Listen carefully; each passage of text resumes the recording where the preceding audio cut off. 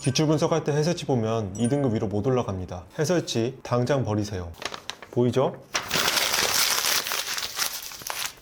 오늘은 수능 영어 기출 분석 방법을 싹 다 정리할게요. 제가 시킨 대로만 하세요. 4등급도 1등급 날먹 가능합니다. 안녕하세요. 빡대가리 선생 빡쌤입니다. 허수분들 기출 분석할 때 두 가지의 큰 고민이 들 겁니다. 지문 한 개를 오래 고민할까? 무지성 양치기를 할까? 여기서 허수들은 이 두 개를 고민하다가 무지성 양치기를 합니다. 왜냐하면 뭔가 공부를 많이 했다는 그 뿌듯한 느낌을 주거든요. 근데 무지성 양치기를 하면 여러분 머리에 남는 게 있나요? 아무것도 안 달라져요. 그럼 뭐 한 거죠? 공부한 척 한 겁니다. 허수도 무지성 양치기 하는 거 보면 너무 답답해요. 허수들은 지문이 보이면 우당탕탕 후루루 짝짝 읽으려고 해요. 밥 3일 굶은 강아지도 아니고 안쓰러워서 영상 찍습니다. 이렇게 급하게 읽잖아요. 자주 반복된 단어 한두 개 정도만 머리에 남고요. 글을 읽었다는 그 느낌만 있습니다. 주제는 전혀 잡지 못한 채로 그 막연한 느낌만 갖고 결국 기도 메타로 선지를 고르러 갑니다. 그리고 그 짧은 순간에 선지를 보고 소설을 만들어내요. 그리고 1, 2번 무진장 고민하다가 답 골랐는데 정답은 5번이야. 이게 대다수 빡통들의 무지성 양치기 패턴이에요. 왜 이러는 걸까요? 그야 바로 이 해설지 때문입니다. 이 마더텅 해설지가 허수 절반을 만들어냈다고 해도 과언이 아니야. 이 마더텅 해설지를 보세요. 이 주제 보이시나요? 해설지는 주제 잡는 방법을 어디에서도 찾아볼 수가 없어요. 주제만 띡 줍니다. 이건 마치 낚시로 물고기 잡는 방법은 하나도 안 가르쳐주고 물고기만 먹으라고 딱 던져준 겁니다. 이러면 혼자 힘으로 주제를 잡아내고 독해력을 끌어올리는 그 소중한 기회를 버리는 겁니다, 여러분. 그래서 어떻게 기출 분석하냐고요? 6단계로 기출 분석 방법을 정리해 드릴게요. 제가 이걸로 영어 고전 배치고 제 과외 학생도 싹 다 1등급 만들었습니다. 첫 번째, 마더텅과 자이스토리 해설지를 버리세요.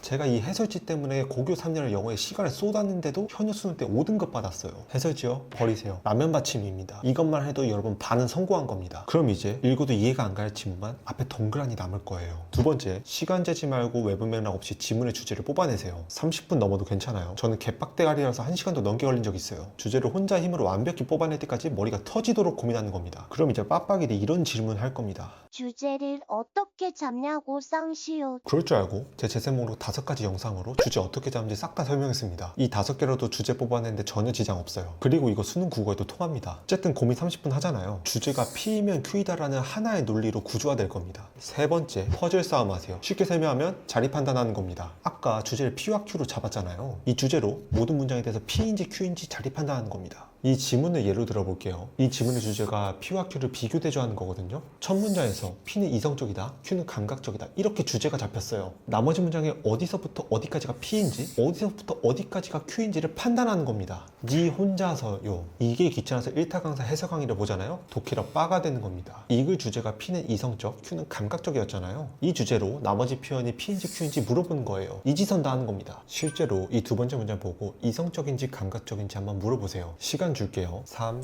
2, 1.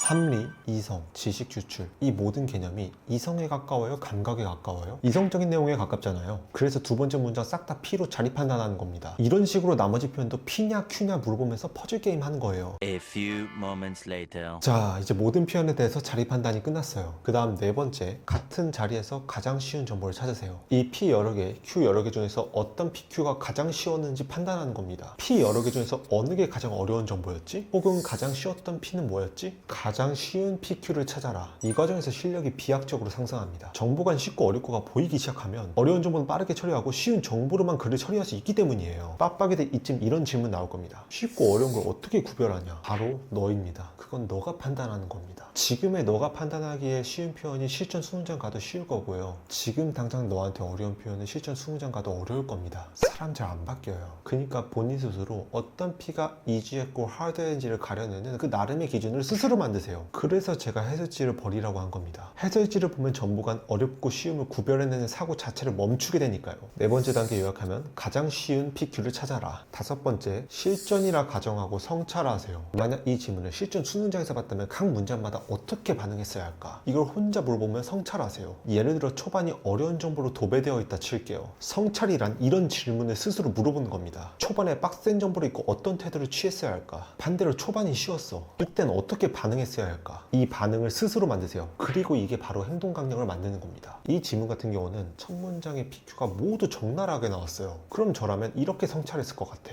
초반에서 쉬운 정보를 줄 땐 쉬운 앞 내용을 바탕으로 뒤에 어려운 내용을 빠르게 처리하고 내려왔어야 했구나. 이런 식으로 행동 강령을 만드는 겁니다. 5번째 단계 요약하면 지문 처음 본다 가정하고 각 문장마다 어떤 태도를 가졌어야 했을지 성찰하세요. 그러면서 본인만을 위한 행동 강령, 일반화된 규칙을 만드는 겁니다. 6번째, 모르는 단어를 따로 마지막에 노트로 정리하세요. 단어 먼저 찾고 기출 분석하는 거 아닙니다. 분석 다 끝나고 단어 정리는 마지막에. 이때 네이버 사전보다 다음 영어 단어 사전을 추천드려요. 단어 뜻풀이 퀄리티가 더 좋습니다. 자, 요약하자면 첫 번째, 맛없던 해설지를 버려라. 두 번째, 지문의 주제를 P이면 Q이다라는 논리로 정교하게 뽑아내라. 세 번째, 주제를 바탕으로 나머지 말이 P인지 Q인지 자리 싸움하라. 네 번째, 여러 개의 PQ 중에서 가장 쉬운 정보를 찾아라. 다섯 번째, 실전에서 각 문장마다 어떻게 반응했어야 할지를 성찰하라. 그렇게 행동 강령을 만든다. 여섯 번째, 모르는 단어는 따로 마지막에 노트로 정리해라. 자, 제가 시킨 대로 제대로 기출 분석하면 고정 1등급 찍습니다. 그런데 솔직히 수험생이 수백 개의 평가원 기출에 6단계를 다 적용해서 기출 분석하려면 시간을 진짜 많이 투입해야 해요. 그래서 여러분 영어에 시간 최소화하고 국수타면 시간을 쏟아야 하잖아요. 그럼 제가 이미 행동 강령을 고생해서 완벽하게 만들어 놨으니까 그냥 그걸 다 전수받고 그대로 채워하는 게 효율적이지 않을까요? 제 클래스 오면 행동 강령 싹 다 전수하고 체화까지 떠먹여 주겠습니다. 그럼 이런 말 할 수 있어. 아니 너 또 클래스 홍보 안 해? 전 누누이 말하지만 제 거 안 들어도 괜찮아요. 그냥 안 들으면 너가 시간을 더 영어에 쏟아야 하는 것 뿐이야. 각설하고 지금 알려드린 기출 분석 방법에 대해서 더 질문이 있다? 그럼 빡센 오픈 채팅만 와서 질문하세요. 바로는 답을 못 드려도 시간 남는 대로 짬내서 답변 드리겠습니다. 오늘은 여기까지.